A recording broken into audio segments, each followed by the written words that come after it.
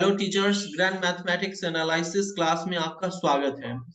मैं आज आप लोगों के लिए बहुत ही इंपॉर्टेंट क्वेश्चन लेके आया हूं। यह आपको CTET, REET, UP TET, BTET, STET और केवीएस साथ साथ प्रधान शिक्षक में भी बहुत ही कामगार साबित होगा। तो आज का हम पहला क्वेश्चन यहाँ पे देखते हैं। पहला क्वेश्चन यहाँ पे कहता है मेरा यहाँ कहता है शिक्षक मनोविज्ञान के ज्ञान द्वारा बालकों की में कहता है बुद्धि तथा रुचियों की जानकारी करके शिक्षा देता है। तो ये तो बात सही है कि बालक की जो रुचि होगा उसी के अनुसार हमें उस सब्जेक्ट को पढ़ाना पड़ता है। बी में कहता है प्रकृति को जानकर शिक्षा देता है। तो ये भी बात सही है, उसकी उस समय की प्रकृति कैसी है इस पर भी निर्भर करता है। सी नंबर कहता है आर्थिक स्थिति तथा पारिवारिक स्थिति की जानकारी लेकर शिक्षा देता है। तो ये भी 100% सही है। कभी कभी शिक्षक जो है बच्चों को कुछ किताबें खरीदने के लिए कह देते हैं। अगर बच्चों की आर्थिक स्थिति अगर सही नहीं होगी तो वह किताब नहीं खरीद पाएगा, इसलिए इसका आंसर हो जाएगा डी, उपरोक्त सभी।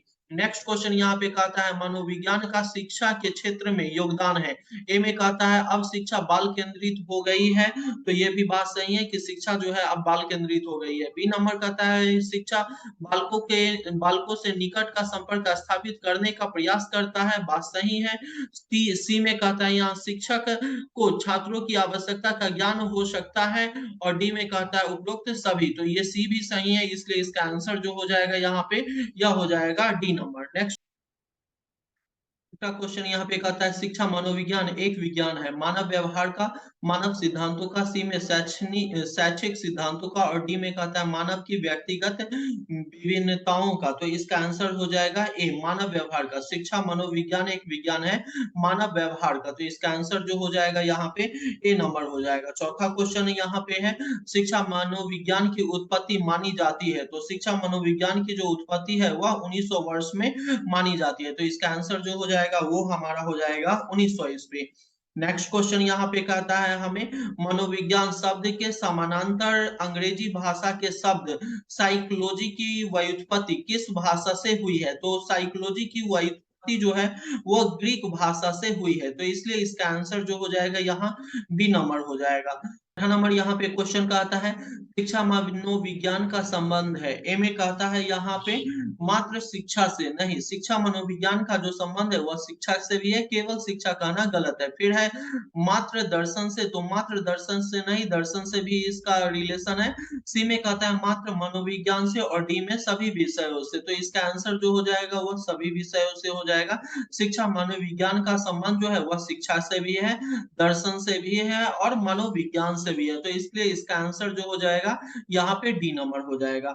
नेक्स्ट क्वेश्चन यहाँ पे कहता है शिक्षा का शाब्दिक अर्थ है। तो शिक्षा का जो शाब्दिक अर्थ है पालन पोषण करना। तो ये भी सही है। सामने लाना, तो शिक्षा के माध्यम से ही हम किसी को सामने ला सकते हैं। सी में नेतृत्व करना, बिना शिक्षा के हम अच्छा नेतृत्व नहीं कर सकते हैं, इसलिए इसका आंसर जो हो जाएगा यहाँ पे डी नंबर हो जाएगा। 8 नंबर क्वेश्चन यहाँ पे कहता है मनोविज्ञान वातावरण के संपर्क में आने वाले व्यक्तियों के क्रियाकलापों का विज्ञान है। यह कथन किसका है। ए में कहता है यहाँ वुडवर्थ, बी में कहता है मैकडूगल, सी में कहता है स्किनर और डी में वारेन। इसका आंसर जो हो जाएगा वुडवर्थ। वुडवर्थ बोले थे मनोविज्ञान वातावरण के संपर्क में आने वाले व्यक्तियों के क्रियाकलापों का विज्ञान है। तो इसलिए इसका आंसर जो हो जाएगा हमारा ए नंबर हो जाएगा। नेक्स्ट क्वेश्चन यहाँ बहुत ही इंपॉर्टेंट है। ये क्वेश्चन जो है एग्जामिनेशन में आया हुआ भी है। तो कहता है मनोविज्ञान शिक्षा का आधारभूत विज्ञान है। यह कथन किसका है। तो यह स्किनर का है, रायबर्थ का है, सी में कहता है जे.एस. मैकनेजी का और डी में है डेकार्ट का। तो इसका आंसर हो जाएगा सी, सॉरी ए, यह जो है स्किनर का है। नेक्स्ट क्वेश्चन यहाँ पे कहता है शिक्षा मनोविज्ञान की विषय सामग्री का संबंध है। ए में कहता है पढ़ना, बी में कहता है यहाँ लिखना, सी में कहता है बोलना और डी में सीखना। तो इसका आंसर हो जाएगा मेरा डी नंबर। शिक्षा मनोविज्ञान की विषय सामग्री का जो संबंध है वह सीखने से है, न कि पढ़ने से, न कि लिखने से और न ही बोलने से। नेक्स्ट क्वेश्चन जो है 11 नंबर 11 कहता है यहाँ शिक्षा मनोविज्ञान में जिन बालकों के व्यवहार का अध्ययन किया जाता है वह है। तो शिक्षा मनोविज्ञान में जिन बालकों के व्यवहार का अध्ययन किया जाता है वह है। ए में कहता है मन बुद्धि, बी में पिछड़े हुए, सी में समस्यात्मक और डी में ये सभी। तो शिक्षा मनोविज्ञान में हम लोग जिन बालकों का अध्ययन करते हैं वो ये सभी होते हैं। वो मंद बुद्धि भी बालक हो सकते हैं, वो पिछड़े हुए भी बालक हो सकते हैं और वे समस्यात्मक भी हो सकते हैं। तो इसलिए इसका आंसर जो हो जाएगा हमारा डी नंबर हो जाएगा। 12 नंबर क्वेश्चन यहाँ बोलता है सीखने की प्रक्रिया के अंतर्गत शिक्षा मनोविज्ञान अध्ययन करता है।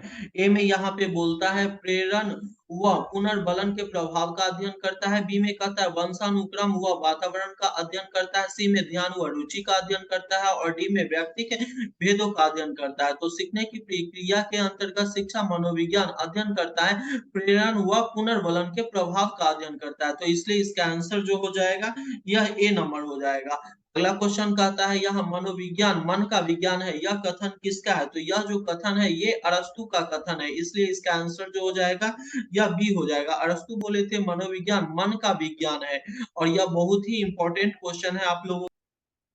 14 नंबर क्वेश्चन यहाँ बोलता है शिक्षा मनोविज्ञान अध्यापकों की तैयारी की आधारशिला है, यह कथन किसका है? ए में कहता है प्लेटो का, बी में कहता है यहाँ पीएन झा का, सी में कहता है स्किनर का और डी में हर्बर्ट का। तो इसका आंसर हो जाएगा स्किनर। स्किनर जो है यह बोले थे शिक्षा मनोविज्ञान अध्यापकों की तैयारी की आधारशिला है। 15 नंबर यहाँ पे क्वेश्चन कहता है आंकड़ों का व्यवस्थापन करने हेतु संकलित आंकड़ों के संबंध में निम्नलिखित कार्य करना होता है। ए में वर्गीकरण, बी में सारणीयन और सी में आलेखी निरूपण, डी में कहता है ये सभी। तो आंकड़ों का जब हम व्यवस्थापन करते हैं तो हमें वर्गीकरण की भी आवश्यकता होती है, सारणीयन मतलब उसे सारणी में भी निरूपित करने की आवश्यकता होती है और आलेख की विधि से भी हम आंकड़ा को दर्शाते हैं। इसलिए इसका आंसर जो हो जाएगा यहाँ पे डी नंबर हो जाएगा। अगला क्वेश्चन यहाँ 16 नंबर कहता है निम्नलिखित में से मनोविज्ञान के अध्ययन विधियों में से प्राचीनतम विधि कौन है? तो ए में कहता है यहाँ अंतरदर्शन विधि, बी में कहता है प्रयोगात्मक विधि, सी में कहता है व्यक्ति इतिहास विधि और डी में कहता है विकासात्मक विधि। तो इसका आंसर हो जाएगा अंतरदर्शन विधि।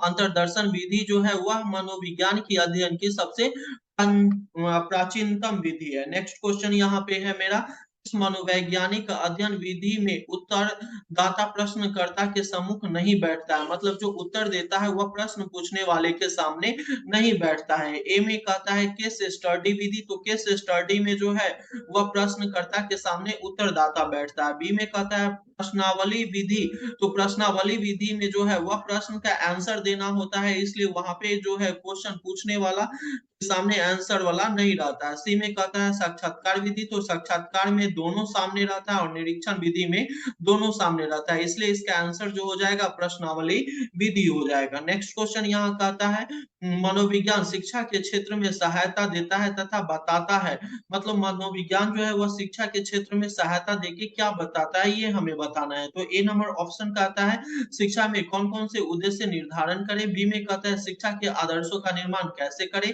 सी में कहता है शिक्षा के उद्देश्य संभावित है अथवा नहीं और डी में शिक्षा के उद्देश्यों का निर्धारण कैसे करें। तो इसका आंसर हो जाएगा मेरा सी नंबर, शिक्षा के उद्देश्य संभावित है अथवा नहीं। 19 नंबर यहाँ पे क्वेश्चन कहता है शिक्षा मनोविज्ञान का अध्ययन अध्यापन को इसलिए करना चाहिए ताकि इससे शिक्षा को आत्म संतुष्टि मिल सके, बी में कहता है इससे वह दूसरों को प्रभावित कर सके, सी में कहता है इससे वह अपनी परीक्षाओं में प्रथम आ सके और डी में कहता है इसकी सहायता से अपने शिक्षण को अधिक प्रभावशाली बना सके। तो इसका आंसर हो जाएगा यहाँ पे डी, शिक्षा मनोविज्ञान का अध्ययन करके एक टीचर जो है इसकी सहायता से अपने शिक्षण को अधिक प्रभावशाली बना सकते हैं। तो यह जो है यह बहुत ही इंपॉर्टेंट क्वेश्चन है। यदि आप लोग इस तरह के क्वेश्चन को देखना चाहते हैं तो मेरे चैनल को सब्सक्राइब कीजिए। अगला क्वेश्चन यहाँ कहता है मनोविज्ञान व्यवहार का शुद्ध विज्ञान है, इस परिभाषा के प्रतिपादक है ई वाटसन, जेम्स ड्रेवर, सी में कहता है सी वुडवर्थ और डी में चार्ल्स स्किनर। तो इसका आंसर जो हो जाएगा यहाँ पे ए नंबर हो जाएगा ई वाटसन। मनोविज्ञान व्यवहार का शुद्ध विज्ञान है ऐसा जो है वह ई वाटसन यहाँ पे बोले थे। नेक्स्ट क्वेश्चन यहाँ पे है मेरा अचेतन मन का अध्ययन किया जाता है मनोविश्लेषण विधियों द्वारा, बी में कहता है अंतरंग विधियों द्वारा, सी में कहता है बहिरंग विधियों द्वारा और डी में कहता है निरीक्षण विधियों द्वारा। तो इसका आंसर हो जाएगा यहाँ पे ए नंबर मनोविश्लेषण विधियों द्वारा। 22 नंबर यहाँ क्वेश्चन कहता है मनोविश्लेषणात्मक प्रणाली के जन्मदाता है सिगमंड फ्रायड। सी उसके बाद कहता है D lesser Anderson, C H जूट और डी में कहता है स्टाउट।